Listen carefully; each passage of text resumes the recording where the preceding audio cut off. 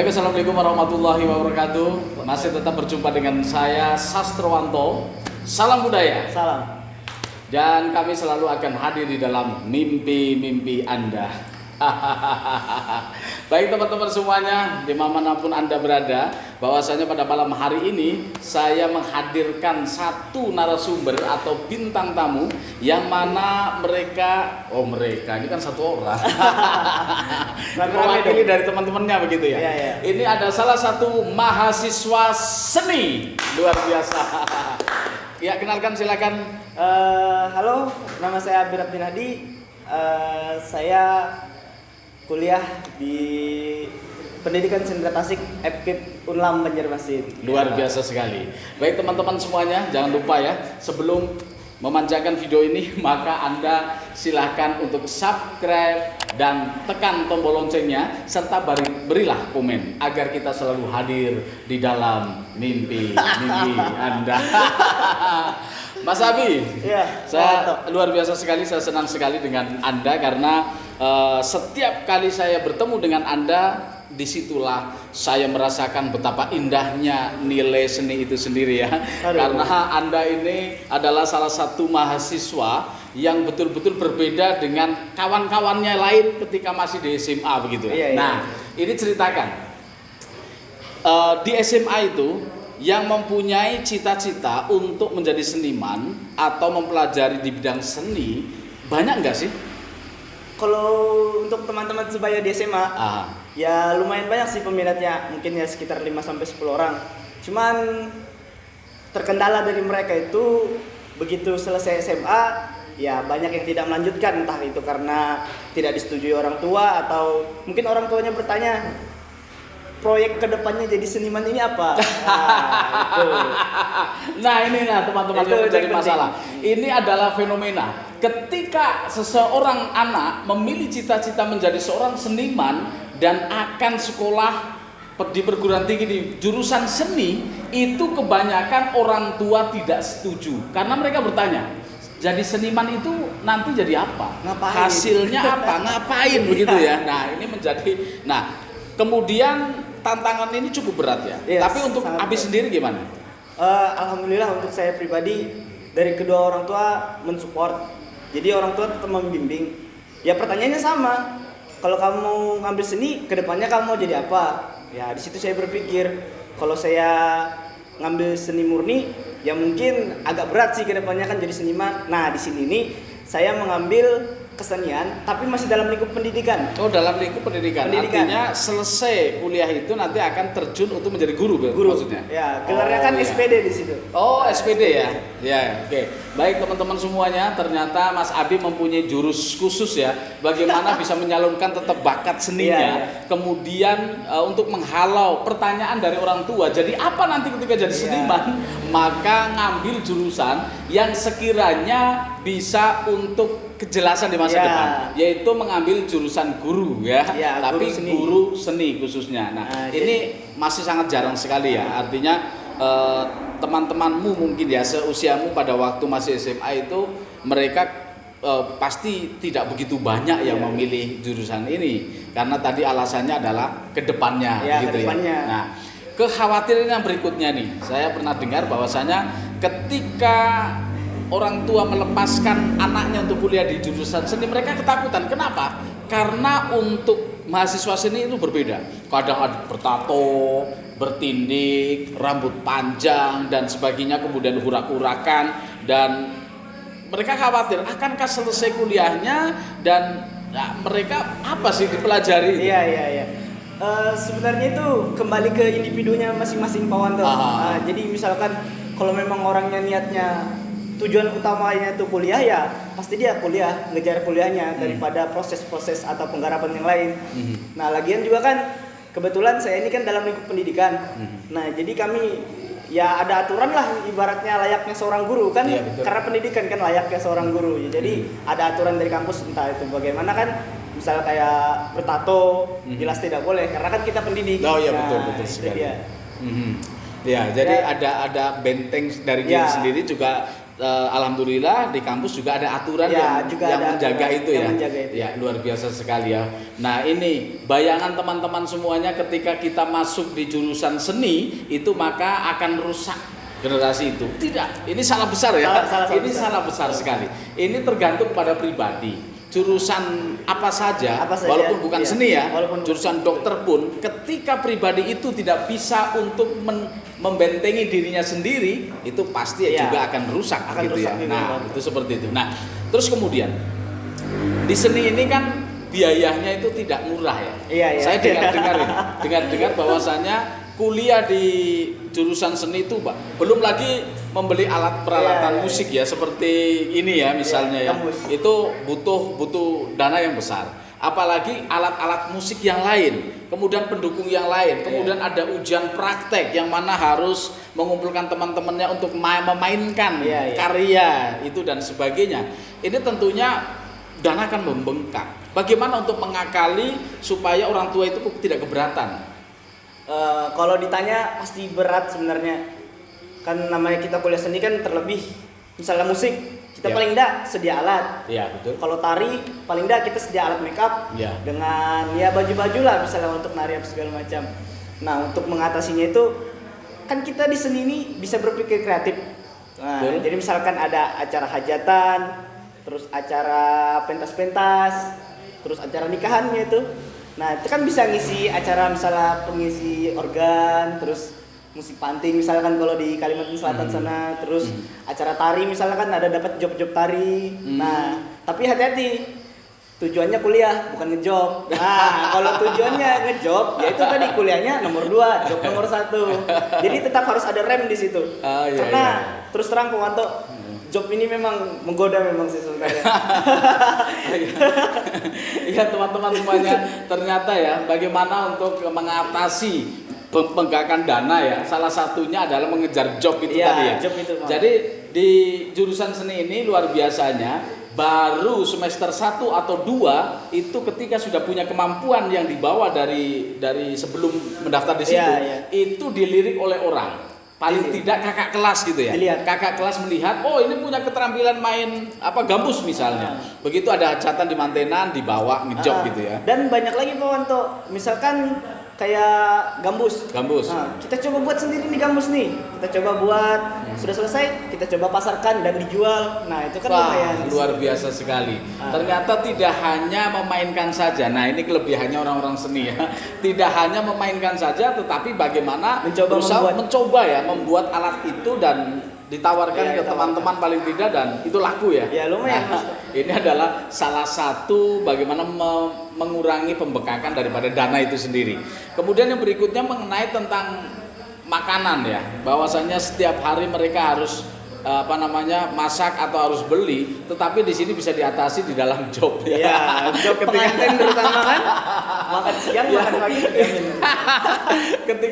ketika job di mantenan udah pasti ya, makan sepuasnya lah di situ ya. Saya pernah untuk cerita sedikit. Iya, oke, pengalaman. Saya pernah dapat job sekali di kantor gubernur Banjarmasin.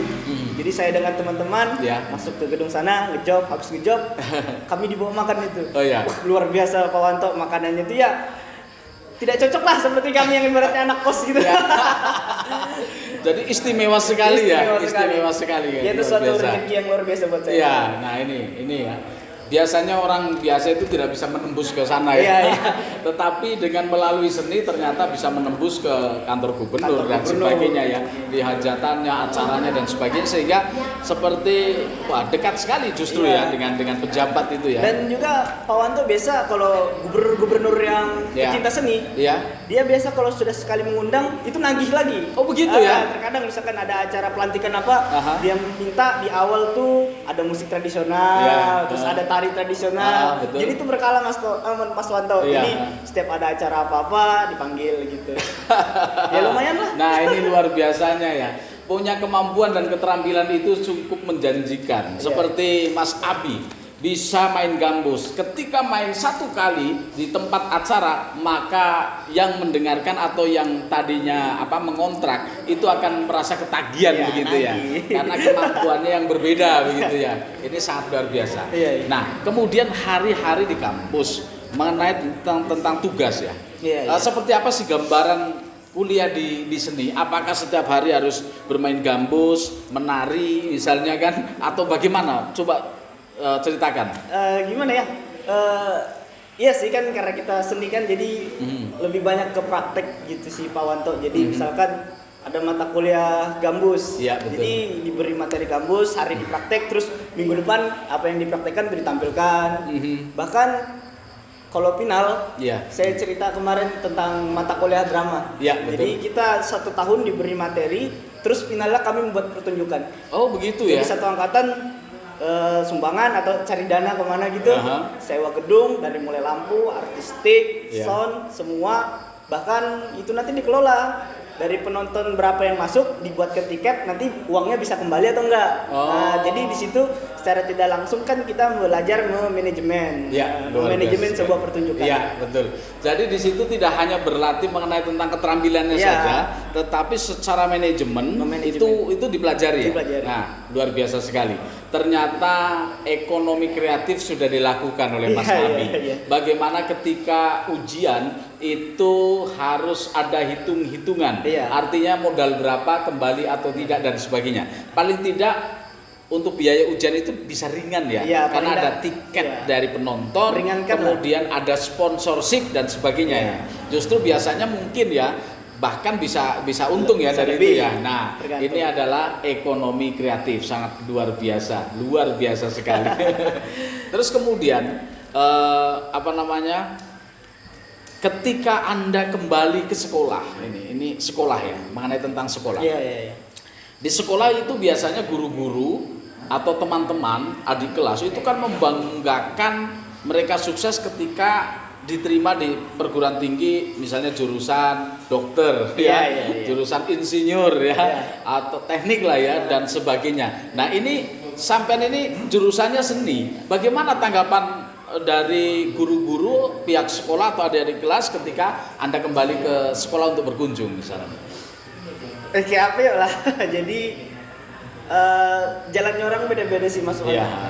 Jadi misalkan dia memang pencinta seni ya udah dia jalani aja. Memang mungkin teman-teman yang lain mungkin ada ngambil dokter, ada ngambil apa, tapi Iya. memang karena itu dunianya dan dia happy, Iya. ya enggak masalah sih menurut dia. Betul. Cuman luar kan biasa. ya terkadang mindsetnya guru-guru kan masih jelek. Wah ini nih seniman nih. Padahal kan seniman tuh belum tentu jelek sebenarnya. Iya. Gitu aja sih. Ya betul. Nah disinilah malam hari ini kenapa saya mengundang Abi untuk kita ngobrol santai di sini. Kenapa? Karena salah satunya adalah mindset ini. Iya, mindset teman-teman, mindset teman-teman di adik-adik kelas ya, masyarakat dan sebagainya. Itu mindsetnya bahwasanya yang sukses ketika ia diterima di kedokteran. Iya, Ya. dokter. Padahal di jurusan seni itu adalah sebuah kesuksesan sendiri. Terus, Anda ingin tahu bagaimana susahnya masuk di jurusan seni? Ini artinya kan tidak semua orang Iya, bisa tidak masuk semua ya. orang. Nih. semua orang. Jadi syarat-syaratnya ini sangat luar biasa sekali. Nah, nanti Abi akan bercerita bagaimana perjuangan agar supaya masuk di jurusan seni ya di S1-nya. Gimana? Apa saja yang harus dipersiapkan? Ujiannya bagaimana? Coba ceritakan. Namanya kita seni ya Mas Wanto ya. Ya. Jadi kan di situ ada praktek. Ya paling enggak selain nilai sekolah, Betul. kita harus melampirkan entah itu jalur SN selalu saya sih melampirkan video. Nah, Ya. untuk yang jalur SB itu biasanya tes langsung ke sana berhadapan dengan Oh, dosen. iya. Nah, untuk yang tes video itu macam-macam Mas Wanto. Misalkan kita bidang musik, Ya, paling betul. enggak kita harus mempersiapkan video musik. Oh, jadi Anda bermain musik, kemudian di musik. video, baru dikirim gitu ya? Nah, dan itu juga masih Luar diseleksi biasa. Pak Wanto. Oh, itu masih diseleksi? Seleksi. Gila. Ya. Artinya nggak semua langsung lolos. Misalkan 100 orang yang daftar, yang dicari kuotanya cuma 60 atau 50. Iya. Ya berarti kan ada yang gugur di situ. Oh, saya kira ini karena jurusan seni itu adalah langka dan jarang yang mendaftar, jadi siapapun bisa masuk, termasuk Ya. saya, teman-teman ini kru, kameramen bisa masuk. Ternyata tidak ya? Tidak, Ternyata Bang. di situ diseleksi. Diseleksi. Jadi di situ bermain terlebih dahulu keterampilannya apa, direkam, kemudian dikirim, di sana masih diseleksi Masih ya? diseleksi. Itu ya. Terus kemudian apa lagi? Yang tes bakatnya langsung, Aha. saya pernah melihat tuh kalau di sana kemarin Iya. dia masuk dalam sebuah ruangan, tatap muka langsung dengan dosen. Tatap muka langsung ini. Jadi ini cukup berat iya, ini ya. cukup berat sih sebenarnya kan. Gugupnya bagaimana? Pasti ya, bagaimana belum pernah ketemu dengan dosen, profesor, doktor ya, tiba-tiba berhadapan itu pasti perasaan takut, nervous dan sebagainya. Gugupnya luar biasa. Gugup ya, luar biasa. Untung saya kemarin kan jadi video kan jadi tapi gugup. Nah, untuk yang tatap muka langsung dengan dosen itu dites satu-satu. Kamu bisa main gitar misalkan, coba mainkan, terus kembangkan lagi sampai jenuh pokoknya segala macam. Jadi kreativitas itu yang harus digali ya. Harus digali. Nah, artinya ternyata tidak hanya sebatas, saya bisa main gitar nih. Enggak. Saya pasti akan masuk di jurusan seni. Tidak ya? Tidak. Tapi bisa dituntut. Iya, misalkan bisa alat musik yang lain, coba mainkan lagi alat musik yang lain. Jadi semua apa yang kita bisa itu dites di sana. Dan itu tidak hanya sebatas main, tapi bagaimana pengembangannya dan sebagainya ya. Improvisasinya dan sebagainya ya. Wah, luar biasa sekali. Jadi Anda yang ingin masuk jurusan seni, silakan siap-siap dari sekarang. Jauh-jauh hari harus siap. Belajar apa yang Anda pilih nanti, Anda pelajari dengan seksama. Nah, kalau Abi sendiri dulu, tesnya ada musik tadi ya. Kemudian apa lagi selain musik yang di video itu?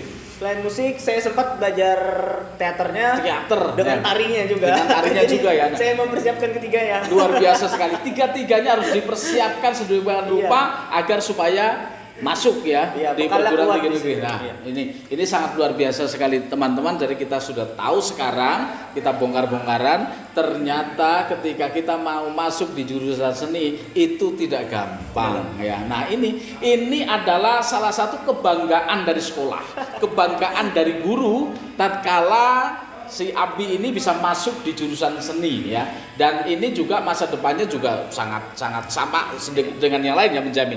Di situ kalau mau neruskan S2 ada ya jurusan seni ya. S2 belum ada sih di Banjarmasin. Di Banjarmasin belum ada, tapi kalau di Jawa misalnya ada ya, S2, S3 itu ada. Bahkan ada yang profesor di bidang seni ya. Nah, ini sangat luar biasa.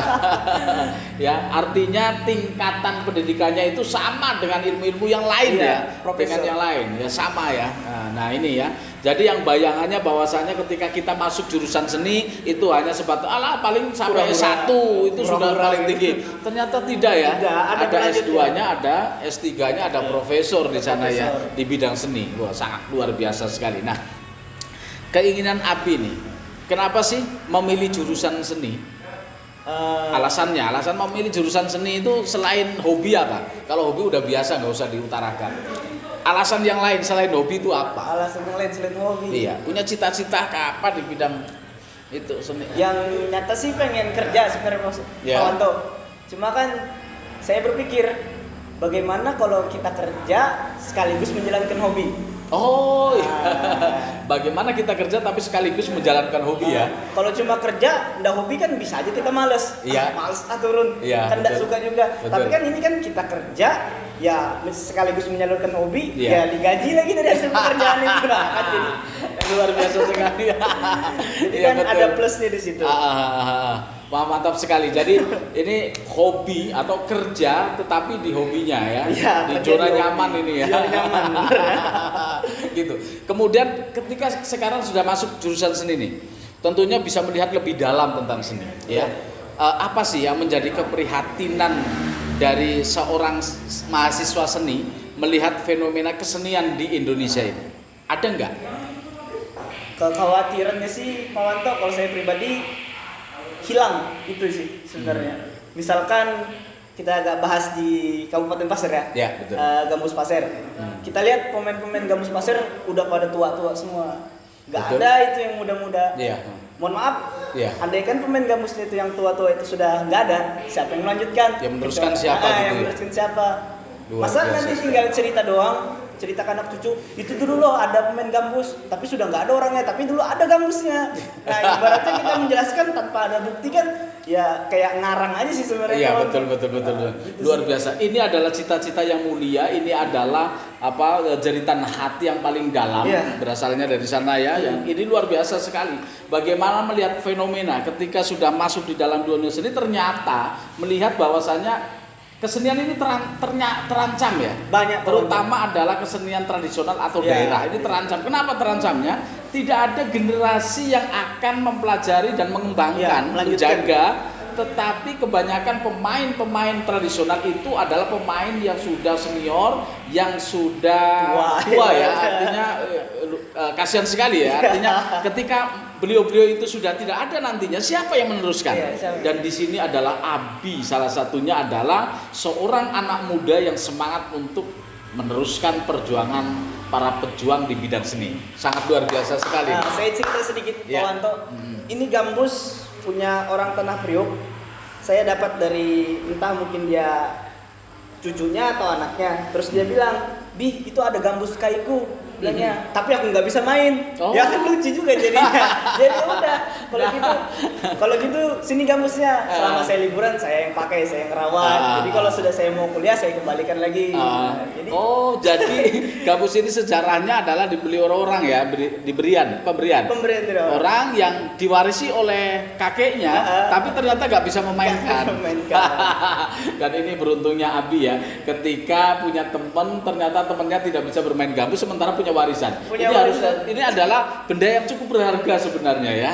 Coba mainkan. Saya ingin dengar bagaimana sih musik gambus, permainannya seperti apa? Silakan.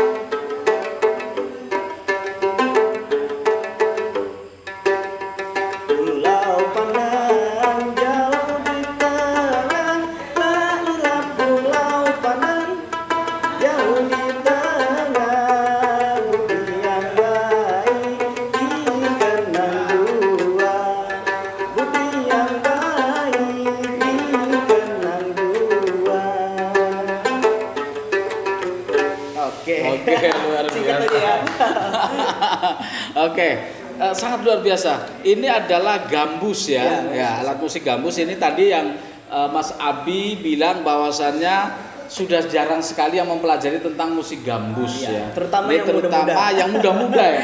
Kebanyakan pemain gambus adalah pemain-pemain yang sudah tua. Untuk itu kita prihatin. Kita sama-sama dukung cita-cita Abi dengan baik dan semoga Abi bisa sampai sukses, selesai S1, nanti S2, S3 dan profesor seni ya. Dan akhirnya akan menyelamatkan bangsa ini dari kehilangan salah satu kekayaan bangsa, yaitu kesenian. Ya. Terutama adalah kesenian tradisional. Nah, yang berikutnya nih. Abi ini belajar di seni itu kebanyakan main di tradisi ya, di tradisi. Sementara banyak anak muda atau kawula muda itu mereka mempelajari tentang seni modern. Bagaimana mengenai tentang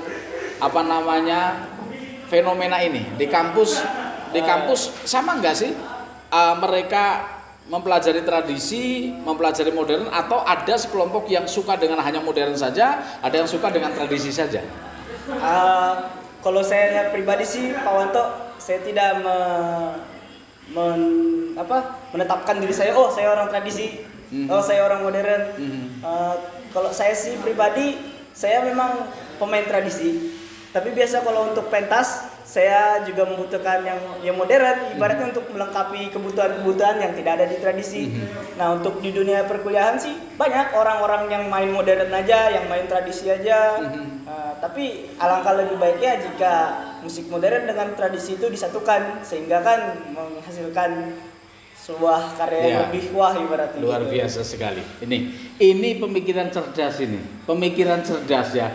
Bagaimana tidak mengotak-kotakan seni, tetapi karena sudah paham tentang esensi ya, esensi seni itu seperti apa, untuk apa dan bagaimana ya.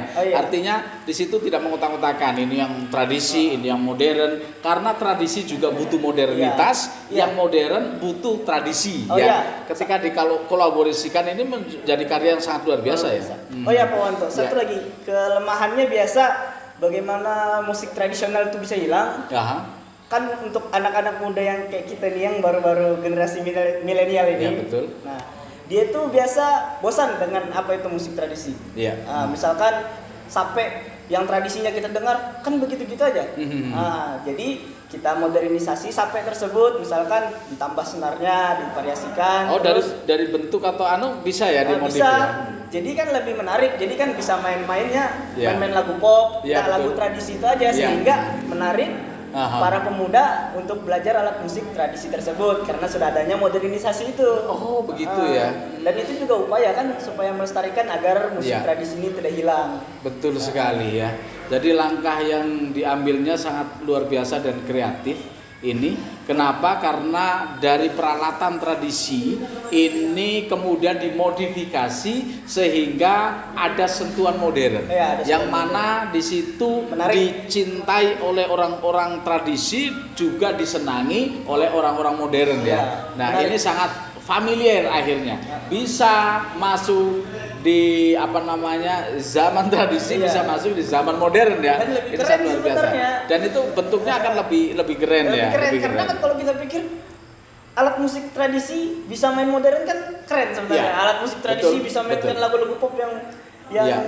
asik atau yang gimana Ya. kan menarik perhatian. Tanpa menghilangkan esensi itu Ya. sendiri ya.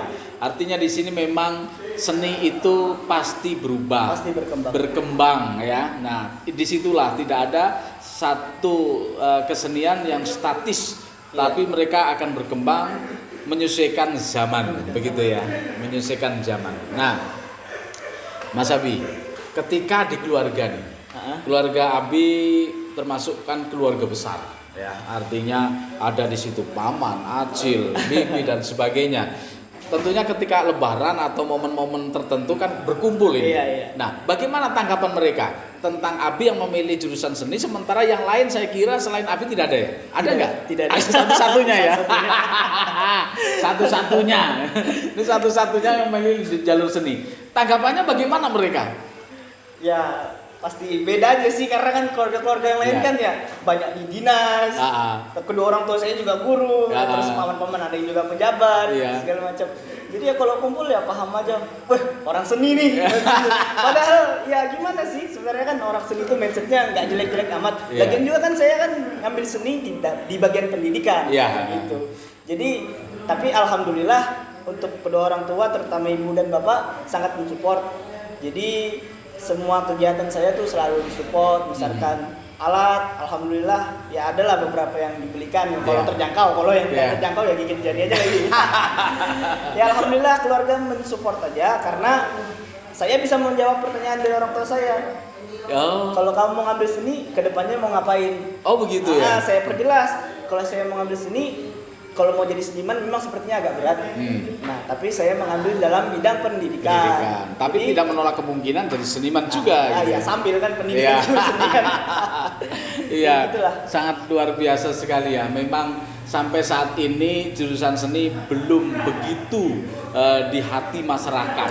Hanya sebagian kecil saja. Tetapi mulai pada hari ini banyak teman-teman terbelangak mungkin ya setelah memutar video ini bahwasannya ternyata di dalam seni itu jurusannya di dalam seni itu tidak sembarangan, ini itu dan sebagainya dan sama seperti yang lain jurusan yang lain. Artinya kita bisa simpulkan bahwasanya Abi ini adalah salah satu siswa dari SMA yang sukses. Kenapa? Karena sudah mampu masuk perguruan tinggi yang mana masuk ke dalam jurusan itu sangat susah dan Abi sudah berhasil. Artinya Abi sudah memberikan warna pada alumninya pada sekolah alma maternya. Di sekolah di mana? Di SMA Negeri 2 Unggulan Tanah Grogol. SMA Negeri 2 Unggulan Tanah Grogol ya. Jadi mempunyai apa disebutnya itu ya. Saya jadi lupa. Ya jelas punya jadi kebanggaan tersendiri lah dari sekolah itu, mempunyai jasa bagi sekolah itu. Ini juga teman-teman adik-adik kelasnya yang pingin meneruskan seperti Abi, tentunya Abi siap juga untuk membimbing ya. Iya. Siap ya? Siap, insya Allah siap. Ya. Dan juga saya pada alumni sekolah ini, saya biasa tiap tahun bila sekolah itu mengadakan acara pentas seni, saya selalu pulang ke Grogot, dari Banjarmasin pulang ke Grogot dan saya ngisi acara di situ. Luar biasa sekali. Sebagai tanda terima kasih saya karena saya sudah sekolah di situ. Ya betul, luar biasa sekali nih. Ini artinya tidak lupa dengan kulitnya kacang ini ya. Ada peribahasa ya, kacang lupa pada kulitnya. Nah ini tidak. Jadi Abi selalu ingat dan berterima kasih dengan bentuk salah satu ada perjuangan. Bagaimana Banjarmasin kembali ke Grogot ketika di sana lagi sibuk-sibuknya, tapi ketika sekolah mempunyai hajatan seni, kembali gitu ya. Ini sangat luar tanda biasa. Terima kasih. Ya, sebagai tanda terima kasih ini sangat luar biasa sekali. Luar biasa sekali. Luar biasa sekali. Nah, kemudian ada nggak cita-cita ke depan untuk membangun kesenian di Anda ini mau pulang ke daerah kelahiran di sini Tanah Grogot, atau mau di Banjarmasin, atau mau di PPU di ibu kota, atau di bekas ibu kota di Jakarta, atau di mana? Kedepannya sih kita nggak tahu Pak Wanto ya. Tapi kan kalau cita-cita kecil saya ya misalkan kita di sini di Pasir terutama bisa mendirikan sebuah sekolah seni misalkan. Jadi kan anak-anak bisa belajar dari situ. Terus juga kan secara tidak langsung kesenian di Kabupaten Pasir ini pasti akan maju karena ada instansi seni, terus juga penggiatnya banyak, pasti akan maju. Itu aja sih. Luar biasa teman. Ini salut. Luar biasa. Jadi Abi ini akan kembali ke daerah ini, memilih akan mendedikasi dirinya untuk menjadi seorang guru dan punya cita-cita untuk mendirikan sekolah, yaitu sekolah seni, agar mampu menampung anak-anak yang mempunyai jiwa seni yang mau belajar dan juga mengembangkan tentang seni, tradisi maupun modern ya. Tentunya ini semoga nanti pemerintah daerah bisa menyambut ini dengan baik. Amin. Ini sangat luar biasa dan langka sekali. Ini adalah emas. Harusnya ini adalah emas. Maka pemerintah daerah saya harapkan nanti bisa mengambil pendapat Abi ini kemudian diaplikasikan dan didirikan betul-betul difasilitasi oleh pemerintah, didirikan sekolah seni. Amin. Saya yakin dengan sekolah seni yang ada di Tanah Grogot, maka kesenian daerah di Tanah Grogot akan lestari. Pasti, tetap ada dan berkembang. Pasti. Tidak kalah dengan kesenian-kesenian yang lain dari daerah-daerah lain ya. Salah satunya pahlawannya sudah ada yang siap untuk berjuang di garda depan ya, untuk memperjuangkan bahwa kesenian daerah tetap eksis dan berkembang, dipelihara di Kabupaten Pasir ini ya. Sangat luar biasa sekali. Luar biasa, Abi. Terima kasih sekali. Semoga Anda sukses. Salam buat keluarga. Dan kami masyarakat serta Pondok Ilalang cukup bangga sekali dengan Anda yang sudah sukses berhasil masuk di jurusan seni. Luar biasa. Selamat. Terima kasih. Dan sedikit, silakan. Beliau ini adalah guru saya ketika waktu SMA. Jadi sedikit banyaknya, saya juga belajar kesenian dari beliau, Pak Wanto. Oke, baik teman-teman semua, cukup sekian. Jangan lupa subscribe dan tekan tombol loncengnya serta beri komen. Sekian, wassalamualaikum warahmatullahi wabarakatuh. Salam budaya. Salam.